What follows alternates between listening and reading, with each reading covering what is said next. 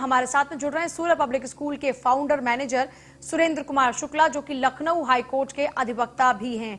सुरेंद्र जी, बहुत बहुत स्वागत है आपका न्यूज वन इंडिया पर। आपको भी बहुत बहुत धन्यवाद पूजा जी।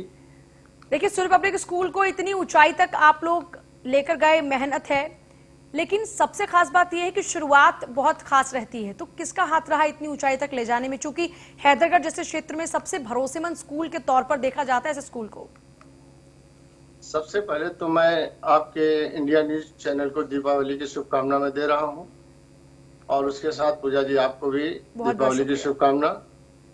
उसके बाद जो सूर्य पब्लिक स्कूल का मैंने नींव रखा, उस क्षेत्र में बहुत ही एजुकेशन पिछड़ा हुआ था, जिस कारण बस हमारे माँ बाप का योगदान उसमें बहुत रहा है, और उस क्षेत्रवासियों का और सभी लोगों का यह था कि एक अच्छा स्कूल हैदरगढ़ क्षेत्र में डाला जाए। इसके पहले हमारा Lucknow Surya public school IT city के बगल में चल रहा था। हैदरगढ़ से कम वहां से 200-300 बच्चा यहाँ पढ़ने आता था, और उनको इतना ज्यादा परेशानी होती थी, इस कारण हमको वहां पर ये ब्रांच डालनी पड़ी जी।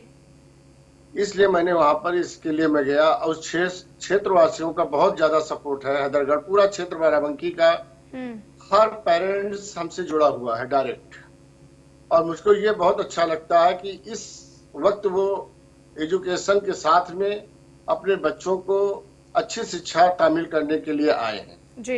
यही हमारी सफलता का मेन कारण रहा है। अच्छा, ये बहुत ही मुश्किल भरा समय रहा कोरोना काल, जिंदगी तो अब भी से प्रभावित की है, लेकिन जिस दौरान में लॉकडाउन था उस दौरान में सभी लोगों को अपने घरों में कैद रहना पड़ा, और बच्चे तक स्कूल में पहुंच नहीं पा रहे थे। यहाँ तक कि अब भी कई स्कूलों के अभी तक जो शिक्षा का प्रोसेस है वो ऑनलाइन ही है। तो कोरोना काल में स्कूल को आपने कैसे संघर्ष करके चलाया, और कैसे बच्चों तक आपने शिक्षा पहुंचाने का काम किया?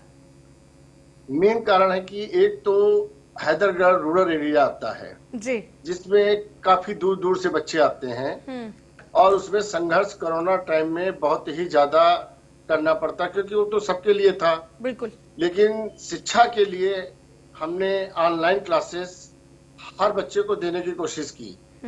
अब उसमें ऑनलाइन पे ये होता है कि जिसके 3 बच्चे हैं उनके लिए दिक्कतें होती हैं, लेकिन तब भी मैंने आगे पीछे करके उनको शिक्षा देने की कोशिश पूरी किया।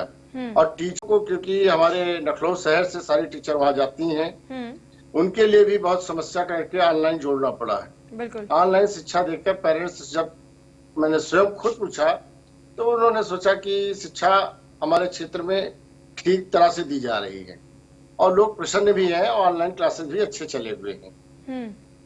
मतलब काफी संघर्ष करना पड़ा, क्योंकि हर बच्चे तक शिक्षा पहुंचाना आपकी नैतिक जिम्मेदारी थी। और उस नैतिक जिम्मेदारी का निर्वहन आपने बखूबी किया। हाँ जी जी जी जी। अच्छा, शिक्षा के क्षेत्र में देखिए विस्तार तो बहुत ज्यादा है, और हर किसी का जो भी शिक्षा के क्षेत्र में आते हैं और उसके बाद में अपने उद्देश्यों को पूरा करते हैं, जैसे ही एंटर करते हैं उसमें और नई नई चीजें आने लग जाती हैं, और फिर उतना ही विस्तार करने के बारे में सोच भी आती है। तो आप इस शिक्षा के क्षेत्र में और क्या कुछ बेहतरीन कदम, या फिर ये कह लीजिए कि बेहतरीन काम करना चाहते हैं? अब जब वहां पर हमने सीबीएसई बोर्ड का नर्सरी से लेकर इंटर खोला है, इसके बाद एक मैंने उसी के बगल में लॉ डिग्री कॉलेज का भी उद्घाटन किया है, और आगे वहां पर मैंने बहुत ही शिक्षा का योगदान में देखा, लोगों का बहुत जागरूक लोग नहीं है। इस कारण हमको नेक्स्ट प्रोग्राम हमारा जो है उस शिक्षा के बालिका महाविद्यालय खोलने की प्लानिंग मेरी है, जो मैं 22-23 में बालिका डिग्री कॉलेज चालू करूंगा, और उसमें नई नई शिक्षा नीति जो हमारी सरकार लागू कर रही है उसका भी सहयोग लेते हुए मैं वहाँ क्लासेस दूंगा। मेरा यही भरपूर प्रयास है कि सफलता मिले उसमें।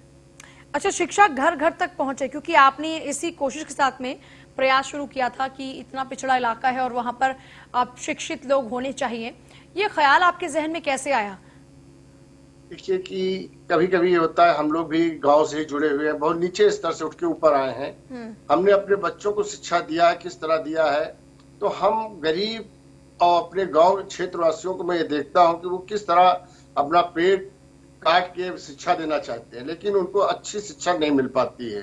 कारण है कि अच्छे स्कूल वहां पे थे नहीं, और जो विद्यालय है भी वो केवल फीस लेना जानते हैं, लेकिन अभी तक की हैदरगढ़ में ऑनलाइन क्लासेस किसी ने नहीं चालू किया।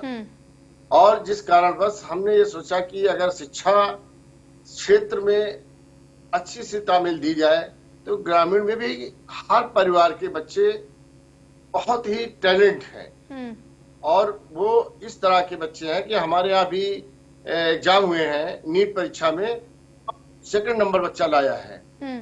तो इस तरह गांव में भी बच्चे हैं, तो इसलिए मैं वहां पे तामील इसे दे रहा हूँ। अच्छा, इस बार आप क्या मानते हैं रिजल्ट्स कितने प्रभावित हो जाएंगे इस कोरोना काल के चलते? क्योंकि बच्चों को प्रॉपर, जैसा आपने भी जिक्र किया कि 3-3 बच्चे हैं, मैनेज करना बड़ा टफ टास्क था, क्योंकि एक मोबाइल है घर के अंदर और बच्चे 3-3 पढ़ने वाले हैं। ऐसे में जाहिर सी बात है डिस्टर्बेंस तो क्रिएट हुई है स्टडीज में।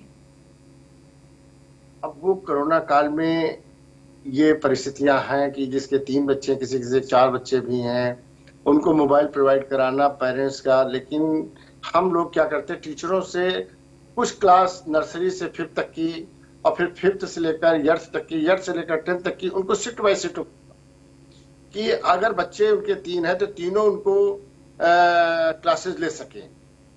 और पेरेंट्स का मैं भरपूर प्रयास करता हूं, उनसे बात मैं करता हूं कि कोई दिक्कत आ रही हो आप हमसे बताइए, हम ऑनलाइन उसकी समस्या दूर करेंगे जी। अर्थात किसी भी तरह से प्रॉब्लम आती है तो उसका मैं सहयोग करता हूँ।